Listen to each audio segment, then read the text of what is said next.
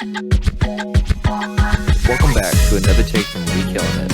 I'm Tyler. I'm Matt. Cindy. Before we go into today's episode, I just wanted to take a second to say thank you so much for listening, squad, and for helping this show by liking on YouTube or leaving a 5-star ratings and positive review on Apple Podcasts. It really helps the show get on the charts and for more people like us to discover it. So thank you again so very much.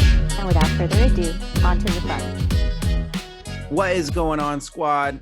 I just wanted to take a moment before we start off this episode to talk about Bruce Willis. He is one of the stars of the series we've been discussing the past couple of weeks, and recently it's come out that Bruce will be retiring from acting. Bruce Willis has something called aphasia. It's a cognitive disorder that affects the person's ability to communicate. It often happens in people who have strokes. We just wanted to say thank you, Bruce. We have grown up with your films, and we greatly appreciate all the years of entertainment. You and your family will be in our thoughts. And we also want to tell our listeners that to always go get checked out. If you have any questions or anything, go see a doctor. Make sure you know. And so today we're going to be talking about M. Night Comic Verse Part 3. We're finishing it up. Yeah. It's been a lot of fun. It has been. We're going to be talking about Glass. It's a 2019 M. Night Shyamalan film. It stars James McAvoy, Anya Taylor-Joy, Bruce Willis, Samuel Jackson, Sarah Paulson, Spencer Clark, and Charlene Woodard. The director of photography is Mike Giolakis. It's a Blumhouse production. And we definitely want to start off with a spoiler warning. So, I've seen this movie about 10 times or so. It goes really well with Split, and so once Glass came out, I binged it pretty hard over and over again. Kendi, you've seen it, right? I'd seen it once before this, so this was my second. Okay. Same for me. Okay, perfect. So you knew kind of what was going on, but you still kind of got a fresh take out of it. Yeah. Absolutely. There was still a lot of surprises for me in my memory. Okay, cool. Well, this is nearly 20 years after turning in Glass to the authorities at the end of Unbreakable. David Dunn has embraced his superhuman ego, his vigilante ego, and the press gave him a name, the Overseer. And he is aided now by his son Joseph, who is all grown up and super cute. I love when they're talking about his name, because they used to call him like the Tiptoe Shadow Man or something like that. Right. He was like, never bring that up again. He's like, nah, they settled on a better name, I think. Oh, thank goodness. For real, because the press always picks your name, and like there are serial killers who are mad about the names that the press picks for them and stuff. So like I could see it. I could totally see it. After apprehending 2 male delinquents who have assaulted a man for views on YouTube, it was rough too. It was like they're doing like this random prank. It seems to be like a social media explosion at the time, and it's like a random running Superman punch. Yeah, man. And Just clocks this poor unsuspecting person. it's gnarly because the people who are getting hit, not being able to tense up or protect yourself, and you could kill somebody like that straight up. Mhm. That's gnarly. It's bad. Mike Tyson, man. We get those fads like that, like those weird, crazy fads happen. Y'all remember you couldn't go on Facebook without seeing somebody get like prank scared on you, like somebody like an evil clown or something, like, and that's anxiety, man. You give somebody a heart attack doing that. And you load the firecrackers under a bowl. Yeah, it's gnarly. But thankfully, he gets handily demolished Oh yeah. by our overseer. Yeah, Overseer shows up, and then the guy's like, Superman punch him, Craig. And then like Craig goes into the kitchen and then there's no more Craig. And then the No. other guy He gets like force thrown up to the wall. Dude, he's like, oh no, it's you. He's the boogeyman now for the bad guys. It's great. It's great. And then so like and then it cuts away. We don't see but you know he got messed up. Oh, And yeah. then after that, Dunn returns to his business. It looks like he started a security business with his kid, and it's called Dunn Home Security, which is really cool. And we find out that he's hunting the Horde right now. And this movie takes place 3 weeks after Split. So, it's not long after Casey was kidnapped. right. It hasn't been a whole lot of time, and a lot of people have died since then. Oh yeah, and there is no way Casey is healed all the way. No. Sure, absolutely not. She looked super shocked when because she gets called into like an office at her school and she's just like, "Hey, they got him." And you can just see the look on her face. She's just like, "Oh, him." Yay. She doesn't want to think about that too fast. Yep. There's a lot of mixed feelings in there. Yeah, we get to see a little bit of David's house, and we see that David's wife's not there, and it does seem as if she finally just left him, but we're not really sure what's going on with that yet. It just looks cold and empty, and It Yeah. does. It Lonely looks house. it's sad, yeah. While all this is going on, we get a chance to see the Horde has kidnapped a small group of cheerleaders and is holding them hostage, preparing to feed them to the beast in the abandoned factory. Dunn walks through the streets, brushing against people who pass by him in the crowds in order to see into their past and to figure out where the beast is. Right, he's just on patrol. Yeah, and he's starting to give up for the day. He calls Joseph and he's like, "Look, I'm not feeling it. I don't see anybody. Maybe he's somewhere else." But then Hedwig walks by. Oof, Hedwig. And Poor Hedwig's doing his Hedwig thing, and he bumps into the overseer and just continues about his day. yeah, sorry about that, bro. Sorry, bro. But Overseer gets a vision. Yep, overseer gets his like cool little visions that he gets, and you see Hedwig like sitting with 4 cheerleaders around him, and he's just like they're unconscious, and he's just talking to them. Mhm. There's a scene where we see Hedwig talking to the girls more. He's on his roller skates. He's having fun. He's trying to be friendly with them, but not too friendly. I really like his line when he's like skating around, and he's like, I used to mess with Nikki, but now Drake's my main man, and they broke up, and you got to choose a side. You can't like both. It's just too funny. After the overseer bumps into Hedwig and he finds out that is where the girls are, he starts talking to his son, and he's like, look, he's got red, wherever he is, there's red brick dust, there's red clay, and his son is like a computer whiz, so he deduces what warehouse it's going to be, and Dunn starts heading on in to save the girls. He puts on his overseer overcoat. After he frees, he comes in, and I really like this scene. He comes in and he puts a crowbar in between the bar and the table that they're bolted to, and he kind of lifts it up. And as he lifts up both ends of the bar, the girls pull away the bar, and it's a really cool scene because the camera's moving forward the whole time close to the table, and it's really just I don't know, it really caught my eye because it's like it was just all in uniform. It's a very cinematic rescue. Yeah, it was really cool. After he frees the girls, they stay there inexplicably. And then the beast shows up, and he falling down from the ceiling. He's on the ceiling upside down, monkey walking like on a tree branch, but on the roof of a warehouse. It has to be so scary. Yeah. The beast attacks him, and the beast is definitely quicker and more agile. They seem to have very similar strength though.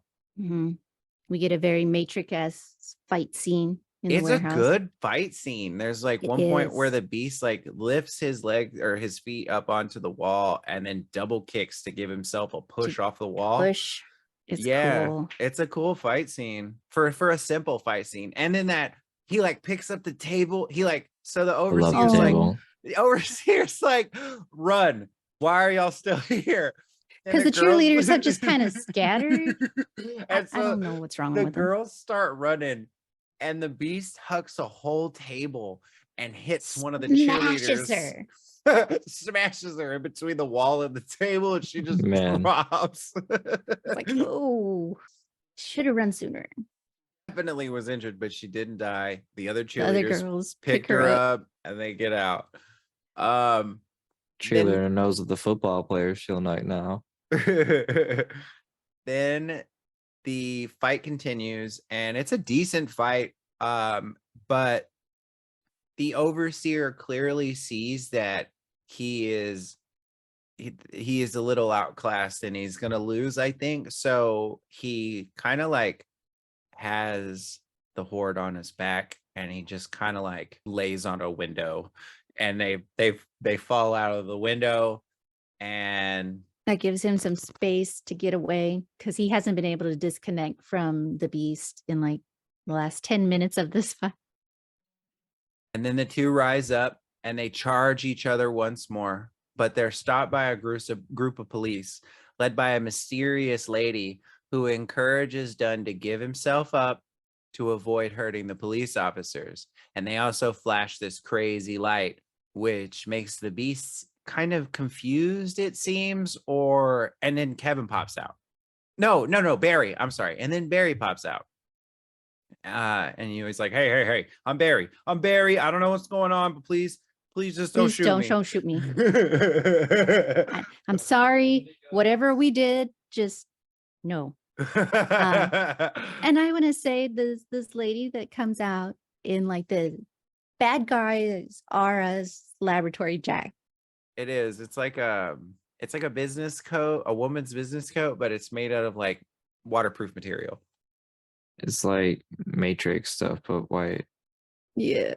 So the two are then arrested and brought to Ravenhill Memorial Institute. Joseph watches helplessly as his father and Kevin are placed in holding cells. And Dunn is placed in a room with water sprinklers or like big hoses, and they'll go off if he tries to escape or he does any kind of like flighty type thing. Right. I think they said it was attached to a 50,000 gallon tank of water or something like that. Yeah, that's a It lot, was, dude. It was huge.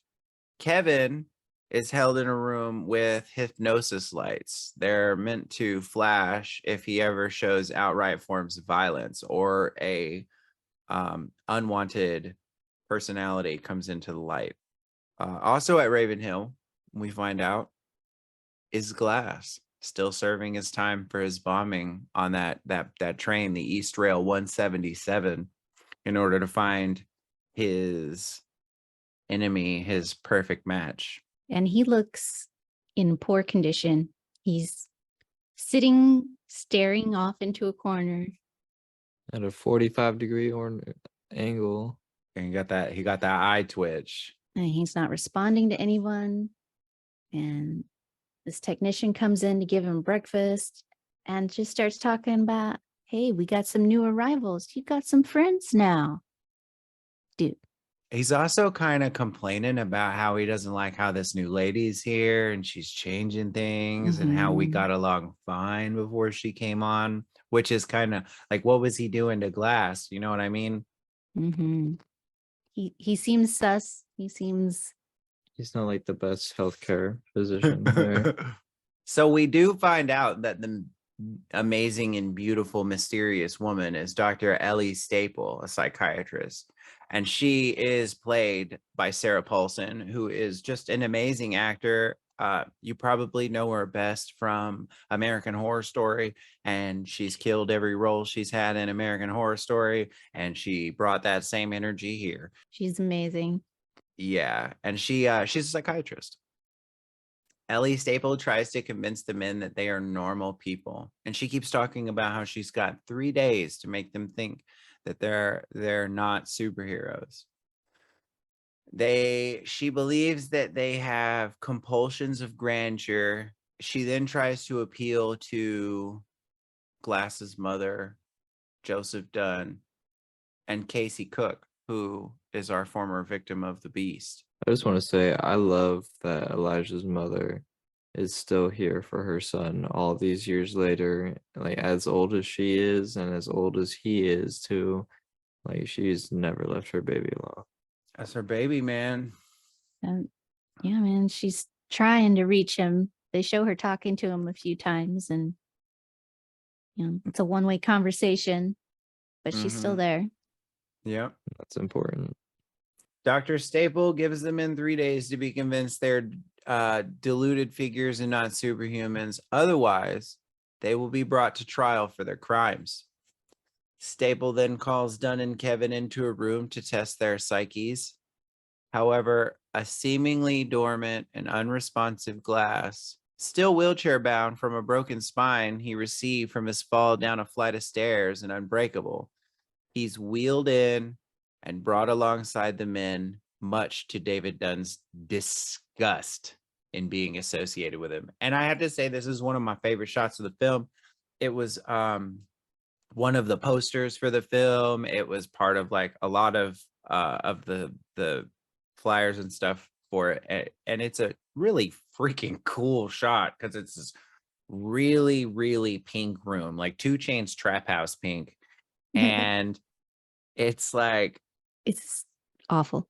it is. It looks like a very uncomfortable room. You've got the lights for the Beast. You've got David chained to the floor and this giant iron plate, and then Glass. And there's a water hose that they nailed him, basically. Glass is just in his chair because they're like, well, he's Yeah. half comatose. He's not a problem. He's not going nowhere. Nah. Man, it's just bad. It's bad. It is. During the meeting, Staple recalls Kevin's past abuse from his mother, which spurred the transformation of the Horde, as well as the time David was nearly drowned in a swimming pool, which nearly killed him. Right. She's talking about what like anchor memory it might be making them believe that they need, like that David himself needs to be indestructible. Right. And that it was, revealed to be his kryptonite. Mhm. But what's interesting to me is in Unbreakable, when we find out about this, we only see clips of David at the bottom of the pool. We don't ever find out how David drowned. And I'm pretty sure in our episode, we were talking about how like we're trying to figure out like how it all happened. But we find out in this movie that there were some bullies holding him under the water. Unlike in Unbreakable, this does show that he didn't have his strength when he was a kid. Right. True. Very true. So that's interesting. And it brings me back to that same question. Where did he get his powers from? The universe. Is it like in Heroes where like a certain thing triggers at a certain time and then your powers manifest? Right. Because she showed an MRE or an MRI scan of David's brain, and it showed a big old cloud in the middle of his brain. She was like, this might be what's making you think this way, but I think that's what developed and gave him his power. Yeah. Absolutely. She then tests Glass' psyche by recalling a time in which he broke his arm on a ride at a carnival, bringing to mind the extreme fragility of his bones. And we actually see this scene. It's so hard. He just wants to be a little kid and have fun and get on a ride at the carnival. He just wants to be like everyone else. And it's real sad because he's at the carnival. He's got his big old teddy bear, like the biggest teddy bear I've ever seen. And a lion. Yep. And then he sees the whirly the Whirlytron or whatever it's called, and he wants to Whirly get on whirly. it. Yeah, he wants to get on it. So I've never seen anybody do this, but and maybe it has to do with his fragility, but he ties his sweatshirt around the bar and then he grabs on, and the whirly thing starts going around, and he gets to a point where he can't hold on anymore. I mean, why would he be able to? He doesn't do He doesn't have anything. any strength. Yeah. The plushies slip away, and then the sweatshirt slips away. His mom is screaming, "Stop the ride! Stop the ride!"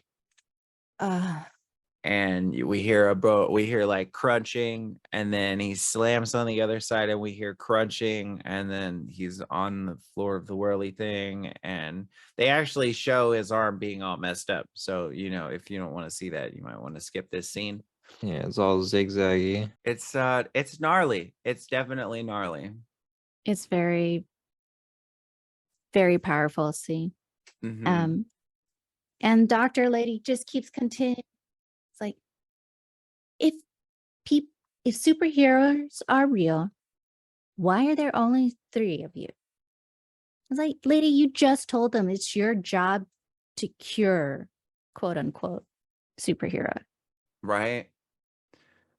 All right. I'm gonna pause. Hey, squad, sorry about that. We had to relocate to get rid of an echo. So later that night, Glass breaks free from his cell and meets with Kevin, who is in his Patricia altar at that moment. After a very intelligent discussion, Glass reveals that he has not been taking his sedative medicine, and instead he's hiding it in his wheelchair in this sweet little like arm cubby thing. And in doing so, he is keeping his wits about him, and which leads me to believe that he's acting like that because the medicine that the hospital was giving him before Sarah Paulson's character got there was supposed to make him do that. Because if you remember, she Yep. was like, I don't approve with the way that they have treated you, and I would not have treated you this way. Right. Yeah, they had him on some heavy tranquilizers. He could not do anything on those. So how he managed to eke out of it the first time, they don't show us, but Took a oh lot my of strength, goodness. probably. Oh, I'm sure. Man, it's crazy. Because like just trying to pull myself out of like a little melatonin gummy is hard. Yeah, for real. It hurts because your brain's just like, no, that's not what we're It's doing right sleepy now. time. Yep. Oh my Yep. gosh. So he encourages Patricia to meet with him the next night and show him the beast. And Patricia's having doubts. Yeah, well, it seems like most of the horde, except for Hedwig, is having doubts. And the doctor is really, really narrowing in on those doubts. She's, oh, maybe we did make it up. Oh no. She's a dang good psychiatrist, that's for sure. I Yeah. really didn't like that David and Patricia or a few of the other alters started believing her, because like they know what they can do. They know what they've done. Well, it was also, if you remember, there was 2 important questions that the horde asked. So Hedwig kept being like, you think you can mess with the beast? The beast like this, and then he was like, you think you can mess with the beast? But the beast is like this, It completely changed the way he said it, showing that David is the reason that they're having doubts, not just this doctor, because David was able to stand up to the beast, and the beast is supposed to be stronger than any man can be. And then Okay. Miss Patricia goes, who was that man in the raincoat? Is he just a normal man? And that's an important question. an important question, because that is what's making the horde question that, And you would too if you were told Absolutely. if you were told this being was all powerful, and you believe this being was all powerful, and then you saw something that looked like a normal dude And a poncho just throwing him around too. Right. So I totally get where anyone who might have an inkling of a doubt would be like, oh my gosh, you can't explain these things away. The bullets are old. the Yeah. bars were a lesser quality steel, and that is what Glass is talking to Miss Patricia about, is like, you can explain amazing things away with circumstantial evidence any day of the week, but you know what you saw. Right. It's like what David said when Dr. Ellie Staples started when Dr. Staples started talking to him in that round robin. He was like, there's no possible way that you can explain it all away. Mhm. And that's important because like a lot of the stuff that's happened to David and Glass for that matter can't be explained away. Very true. You can brainwash somebody to believe anything. He called her out on leaving him because she was rebuilding his memory as he was in that traumatic emotional moment. He's like, well, maybe you saw this. You saw the little bit of dust on his pants. And look, here's his pants with the dust on it as a proof. He's like, no, you're leading me. I didn't see that. Mm-hmm. Right. He said she was creating a string of memories that never existed. Yes. Yeah. And that is very easy to do in a hypnotic Controlled. or psychoanalyzing. Agree. Yes. It works really well in a controlled environment. And then one of my favorite lines is right after this. Patricia, like right before Glass leaves her room, Patricia asks what his name is. And Glass turns his head and replies, first name Mr., last name Glass. And it's a good line Mhm. also because this is the first time that Glass has taken that moniker, and because it was given to him as an insult as a kid. And he Right. didn't like it. This was him taking it back and being like, no, This is who I am. This is me. I am the villain Glass. This really looks like the doctor is trying to brainwash the evolution out of people. And it's just because, I touched on it earlier. She said, why are there only 3 of you? But that's your job, is to cure people. Yeah. It's really starting to look like Evil Incorporated. It does. She's definitely shady. She's definitely shady. And her views, wow. Okay, so when she's talking to Elijah's mother, Casey from Split, and Joseph Dunn, she has a very dismissing everything they were saying and explaining it. She's very narcissistic. That's what it is. She's doing a lot of damage control. She's like, Yeah. that can't possibly be real. You are being pulled into their delusion. Right. She's- She's she- controlling it. She's trying to plant that seed of doubt in them too. And we see in that scene that poor Joseph, he cannot lie to save his life. He comes up with this story, and she like has a notebook. She wrote down everything. She's like, so first this, and then you said this about this other dude, but you called him a different name. And there's just too many details, Joseph. But my favorite is when Casey shows up and she's like, well, I don't agree with you and I want to talk to him. And doctor's like, no. Why? And she's like, but you're the victim. Yeah. And then we see Casey being ushered in to talk to Kevin. That is a very interesting thing because so the answer wasn't no, but in fact, from a like a studying standpoint, there's no way she would have said no.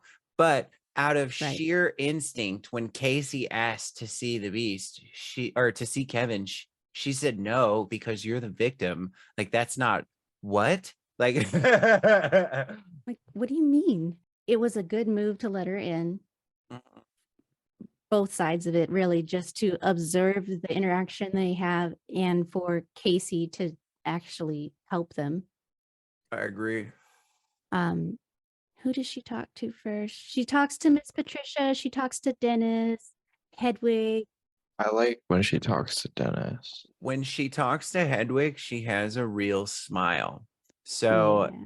like she's like that smile you have. Sarah Paulson is an amazing actor. Okay. Like straight up. I know I say that about at least one person in every episode, but Sarah Paulson really is an amazing actor. And so in this same scene that you're talking about where she's talking to everybody and her reactions and facial reactions for every single altar is different and it's amazing. In one of the transformations, she asks to talk to the beast and we don't see the transformation, but we see it on her face. Like you're literally, the camera is Oh, with looking the at doctor. yeah, Mhm. the camera is literally looking at her face, and then you watch her facial expression change when the beast changes, and that is such a cool. I don't know. She's awesome. She's You just get to really see it from her talented. perspective. It's really, really, really touching to see how she internalizes the fact that, oh, this person really is amazing. Hmm. Mm. And Casey keeps talking with Hedwig for a little bit, and he's just so excited to see her. He tells her all about the music he's listening to and just chatter, chatter, chatter. I think Dennis came out at some point, or Yep. maybe it was still Hedwig, but she touches him. She gets real close to him because she really does love this person. I really He love. helped her. I really, really love when Dennis comes out. Just before you finish this, just because like Dennis comes out and he's got his arms crossed and everything, and he's like, He's so your grumpy. clothes are clean." And it's like, of course my clothes are clean. I'm not locked in a Right. freaking dungeon. Like, Like, thanks, bro. It's just so cute. Like, okay, dude. But she touches his arm, and there's this beautiful moment where everything for the horde, for Kevin, goes quiet, and Kevin rises to the surface and takes the light so gently. The most gentle transformation we have ever seen. Yeah. And he's like, oh my gosh, it's you. And she goes into, I wanted to tell you, I put my uncle in jail. And of course, all of Yes. us watching are just, yeah, clapping. Yes. Yes. And she Uncle tells, John douchebag. Yeah, right. just the worst freaking ugh. And she tells him, thank you. She's like, you helped me. And you went through so much pain with your mother, the same way I went through so much pain with my uncle. We're the same. Yeah. And there's this beautiful connection and like closing that story bit for him. And then he sinks again. I don't know what happens if he got sad or if the others took back the light. And we get No. Hedwig again. And he's like, oh my God, are Do you you in love like with Kevin? Kevin? Because they're holding hands. He's like, Oh my god. That's great. Because the first thing that Hedwig said to Casey was I haven't cheated. Because he thinks of her as his girlfriend. They Yeah. kissed. Yeah. So You might be pregnant now. I love it. I freaking love it. So upon returning to his room, Glass is captured by Staple, who performs a prefrontal lobotomy on him, knowing that his genius must be quelled before he can put any plan into motion.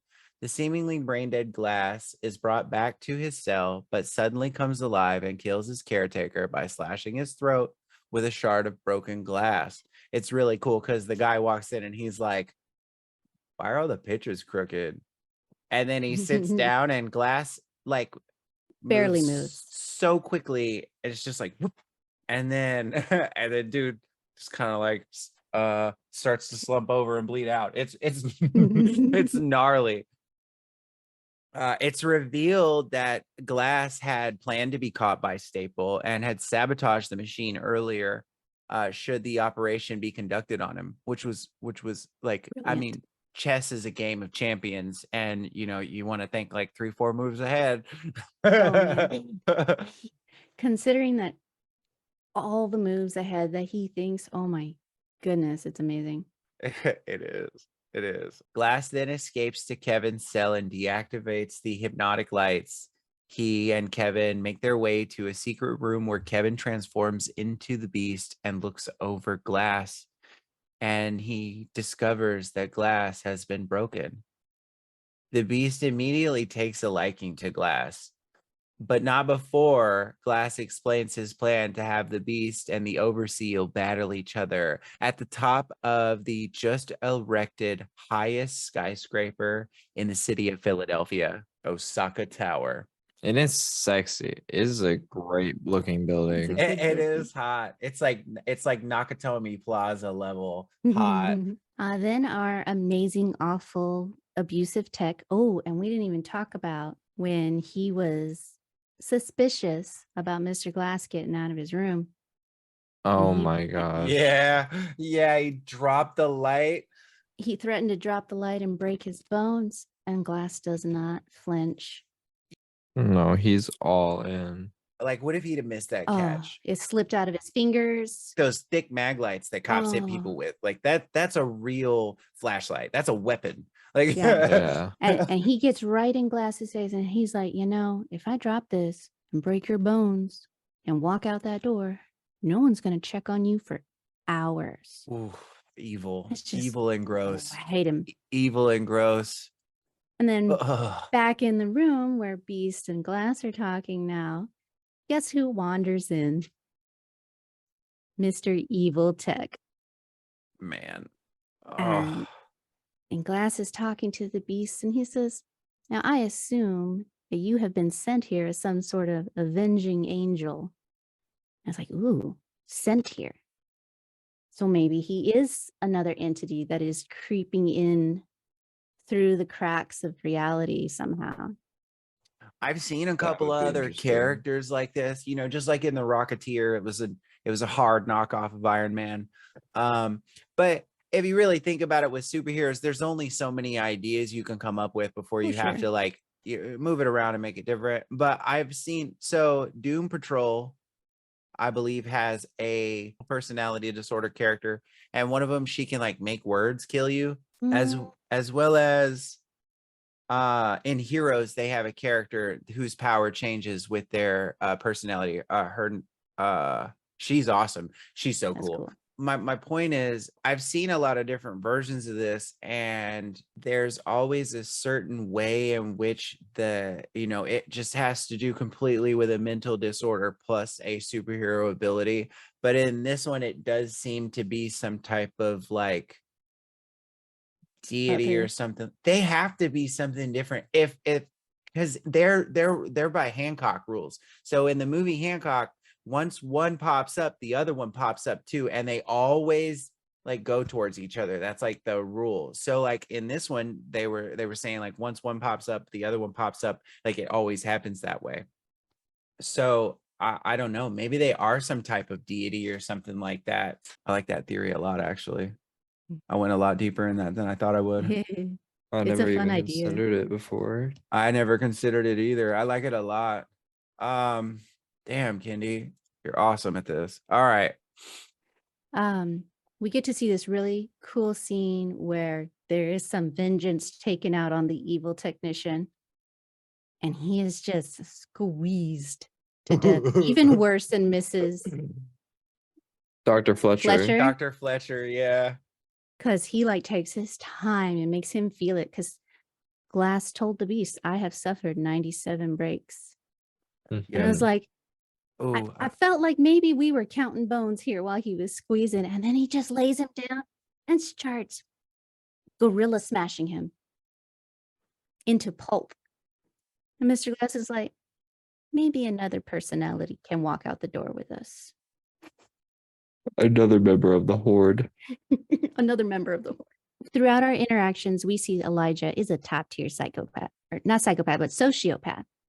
He's very impressive how easily he can manipulate the people around him, way better than the doctors have been doing. And one of the quotes from the meeting between the Beast and the Glass, the Beast says, "Why are you in this chair, child?" Elijah replies, "My bones break easily. I was born this way. I've had 94 breaks in my life. I've known only pain." And the Beast leans in real close to him. "Rejoice. You have suffered and are now pure. And Elijah says, I assume you were sent here to be an avenging angel. How much do you want to avenge us? And the beast yells wildly. Well, that sounds like the bad guys teaming up. The sufferer, you have suffered and now you're pure, like gave me goosebumps now while you were reading it. And it does, and it just like in Split too, like the beast's insistence that our suffering makes us pure beings, man, is so powerful. And they teach you in a lot of places, they teach you like pain is weakness leaving the body. And you'll see people who have been through a lot of pain and they'll be really, really strong, like solid people, or they suffer inside and they don't let anybody see it. Mhm. And that I feel like that's what the beast is referring to in a way. Once you've felt that pain and you know what it's like, you can rise above it and be better than it. Absolutely. Trauma survivors are very adept in emergency situations or high energy situations where they have to make quick snap decisions because that's what our brain is stuck in. It just remembers the cycle it went through the first time and reenacts. Yeah. Glass and the beast begin their onslaught by confronting an orderly who had mistreated Glass years earlier. I love this. The beast crushes the orderly and forces him to kneel before Glass before beating him to death as Glass watches, shaking his head at the man's stubbornness. Then Glass says to the beast that maybe somebody else should walk us out of here. As he ape smashes the guy, like fist, like an ape would smash like somebody on the ground. This Yeah, dude's And gonna be unrecognizable pulp. just human smoothie on the ground. oh, dude, smoothie. Ugh. So Miss Patricia takes over. We had seen Miss Patricia have her doubts. She has a very, very touching test of faith moment. She's praying in the hallways as the guards come up. And she leans forward and she says to Glass, the beast wants you to roll forward as the guards come in. So Glass keeps wheeling forward and Miss Patricia prays.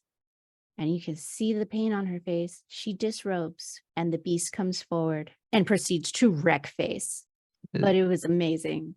It's really powerful because Miss Patricia, every time she takes the light, covers her neck and covers her arms and makes sure she's a properly covered lady. And so her disrobing like that, and I believe she says, I believe, before she does it. Because you remember she was having her crisis of faith before this. Right. So seeing her disrobe like that was really powerful scene, because that means, that her faith is not shaken anymore. She's all in on the beast. The beast then, the beast then wheels Glass through the halls, beating down every security force that tries to hinder them. The beast captures 2 nurses and forces them into a van where he's keeping them hostage. 2 police officers show up, but the beast makes short work of them. Oh, Yeah. As they're calling in for help, double takedown. like, what do we do? What do we do? Oh, he's here. We get a moment right before that where we see Casey walking up to the building and she stops and we see a cool little triangle, and it's a shot out of a window of out of a upper window of the asylum. And it's cool because it's like a triangle and it's all 3 of them. It's Mama Glass, Casey, and Joseph. And Doctor. Oh yes, and so it was a square. My apologies. It was a diamond or a square, and it had Dr. I can never remember this woman's name. Dr. Ellie Staple. Yeah, so it had Dr. Staple, and I'm gonna start that over. And we get a shot out of an upper window where Miss Staple or Dr. Staple, Mama Glass, Casey, and Joseph are all standing looking at each other. And that's a really cool shot. I appreciate the up high vantage point and also the storytelling. You know, it's like you were talking about in the last episode, Kenny, when you can tell a story with just a shot, you know? You can see that they are coming together to join forces Yeah. to stop this huge atrocity from happening. Glass's mother, Joseph, and Casey arrive in time to see the beast notice the overseer approaching. So, like, Glass is sitting back in his wheelchair and is just like a little kid watching his comic books come to life as the beast is charging to the overseer, and the two are in their little fight. And Dr. Staple also sees this and calls security and 50 as fast as he can. And she's telling security to move the patients and everybody and make them not look at the windows so that they don't, you know, get all excited or something going on, like a big riot goes on. Casey rushes out hoping to calm Kevin down, but he is too busy fighting the overseer. And Elijah recognizes her as the one the beast let go, and he smiles in fascination at her. And he's the mastermind. He's fascinated about anything that gives a detail. It's like he's seeing all his puzzle pieces, or he's seeing all his like game pieces come into play all at once. Yeah, and he's just playing around with them, doing whatever he wants. Armed police arrive and separate Overseer from the bees, but are quickly overpowered. Overseer manages to push the forces attacking him into an enclosed compartment, like a Connex. Yeah, Connex. And he takes this like pole and puts it in between the latches on the Connex and just bends it. And it's like a iron pole or something, and he's just bending it with his hands. And we watch that from like a security camera view, and it's really a nice shot. Just a note for our non-military members: a Connex is a shipping container. It's usually what you see on the back of those big ships, and it's like a big metal box. While the beast manages to kill and eat some of his attackers, Nom nom nom. he only ate the black guy. He did only eat the black guy. I noticed that too. Overseer frees the nurses the beast held hostage before being attacked by the beast. Dennis was in control of the light at that time, and he just thrown these two like nurses or janitors, like I don't know, they kind of had like a janitor uniform on too. I didn't really notice that. And he just throws them into the back of the van. He's like, how many people are gonna die today? And then bam, loses light. He was done. He didn't want to do this anymore. It wasn't beneficial to Kevin. He's like, why are we doing this? Glass had informed the beast that the overseer's weakness is water and directed him to a water tank the institution uses that was connected to David's cell. Joseph intervenes and explains to Kevin that Kevin's father was on the East Rail 177 as well, which Glass had. Joseph walks in and he's like, accused. Yeah, man, it's like the end of Clue. We're like, wait a minute. I think accusations are going everywhere. But it's great because the beast is like on top of the van for some reason now, like getting ready to pound someone. Right, like a panther. Joseph intervenes and explains to Kevin that Kevin's father was on the East Rail 177 as well, which Glass had destroyed, thus killing Kevin's father and creating the beast. Upon hearing this, Glass is overcome with delight and amazement upon realizing he created both a superhero and a supervillain, and declares himself a mastermind. The beast thanks Glass for creating him, but then explains that he must protect Kevin at all costs, right before breaking Glass's collarbone. Overseer tries to distract Beast from Glass, saying that his fight is with him, which Glass finds is amusing.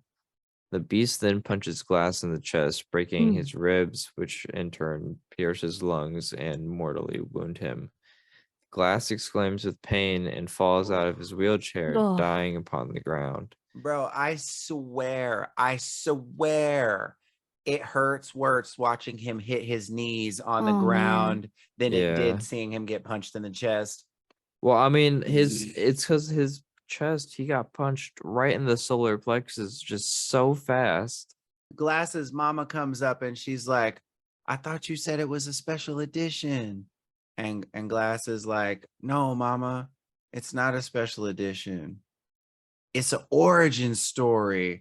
And he's just so happy. He's so happy. Let Matt tell it. So, yeah, go ahead. I just wanted to add that part in. The beast flings Overseer or David into the water tank and then dives in himself and starts fighting and choking him in there. Easily overpowering him. Man, because water. How does David take a shower? He's like got a shower cap over his face. I've always been curious. Like, I know that there are aquaphobics out there and stuff, and it's like, how do you take a shower if you're aquaphobic? You know what I mean? There's a couldn't- lot of dry body cleansers and no rinse body cleansers, which Oh, I know okay. So now you're- because you're of my not- job. You're not you taking don't a have shower. to get wet. You're You not taking a just- shower, but you are getting clean. You're getting clean. Okay. It's Go ahead, gotta bud. be rashy. And he cracked that. When he landed, and he definitely cracked that big tank. Dunn manages to break through the wall, and the two splash out into the institution's like lawn. The water from the tank pours out as well, and just fills all of the grass, the dirt, the curb, any potholes. It specifically shows a nearby pothole. And the beast says to David that they will finish their battle at the top of the skyscraper and begins running off in that direction. Staple convinces Casey to calm the beast down to avoid any other violence, and she agrees. Casey catches up to the beast and appeals to him, causing him to calm down and revert to the innocent Kevin. Yeah, she touched him again, man.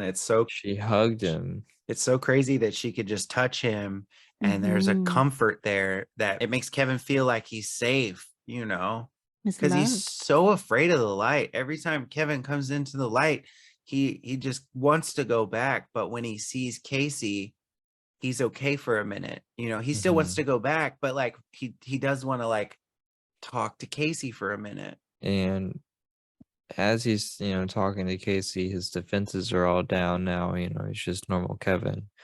We see a sniper dot on the back of Casey's shoulder, and she turns, and the sniper aims at Kevin's stomach and shoots, and the bullet very much so goes through now that he is not the beast and doesn't have super skin. Talk about crying like a little Oh my kid with a gosh. skin knee. Like, I was crying so hard. I was a sniffly mess because he cycles through other personalities now.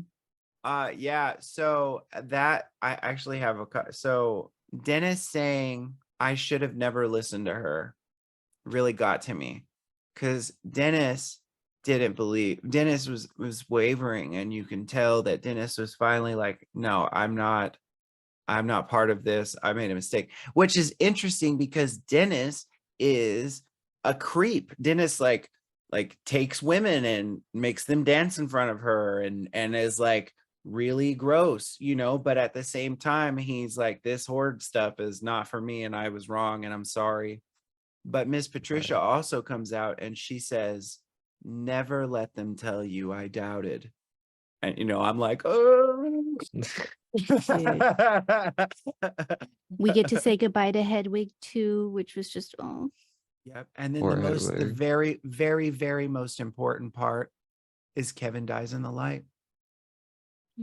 He said, He I'm says, not "I scared to wanna- stay here. Oh, go ahead, Matt. I want to stay in the light to the very end." With Yep. Casey. Yeah. And just boo-hoo-hoos.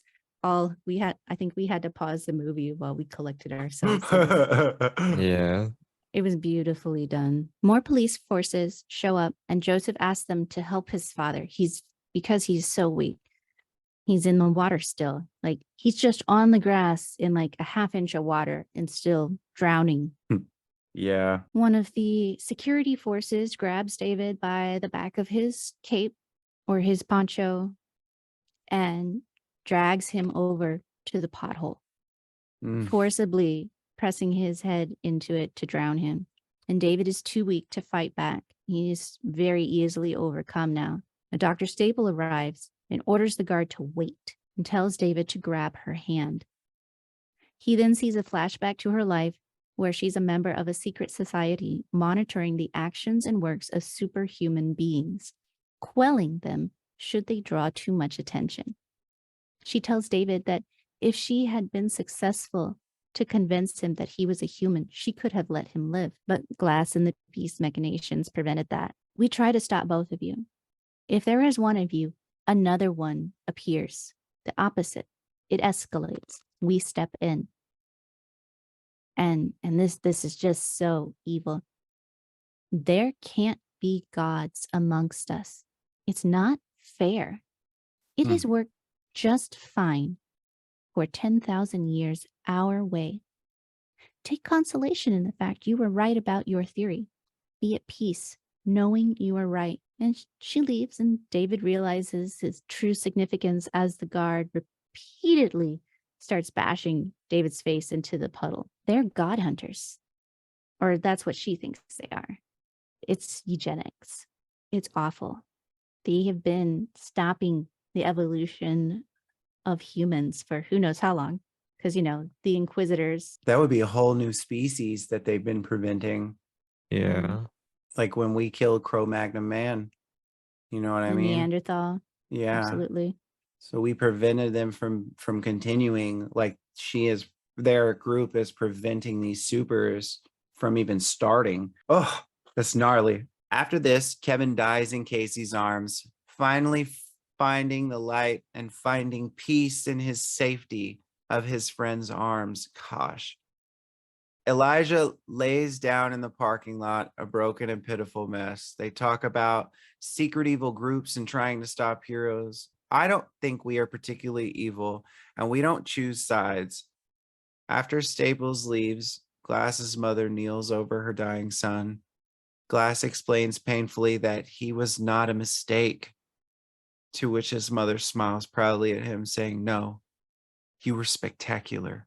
Glass smiles wryly, and then he dies peacefully. Believing her mission a success, Dr. Staple deletes the footage of all the security cameras which recorded the fight between the Overseer and Beast.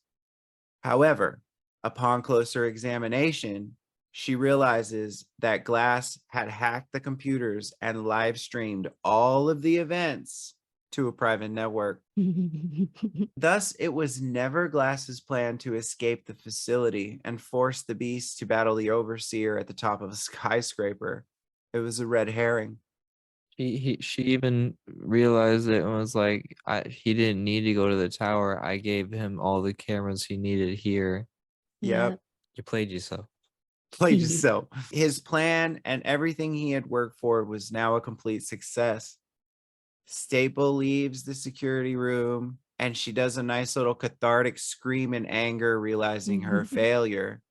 And what I find very interesting is Glass was so smart that he sent this file to the 3 people that would share it. You know, they would stop, drop, and share. and that's exactly what they did. Yeah. Go It's a ahead. cute scene. It is. With all 3 of them, because he sends it to Joseph, he sends it to Mama, of course, and he sends it to Casey. And Casey was already posting about mad stuff. Yep. Mhm. The film ends with them all sitting in it's not Grand Central Station because they live in Philadelphia, so whatever big train station is in Philadelphia, and It was some sort of Amtrak station. Yeah. And they're sitting together as the video of the Overseer and the Beast and their fantastic feats are relayed and spread to everyone's feed, and then it zooms back and we get to see a television, and then it's on the news. Yeah, it's on the news, Channel 5 News, and the Beast is literally like flipping a police car. It's awesome.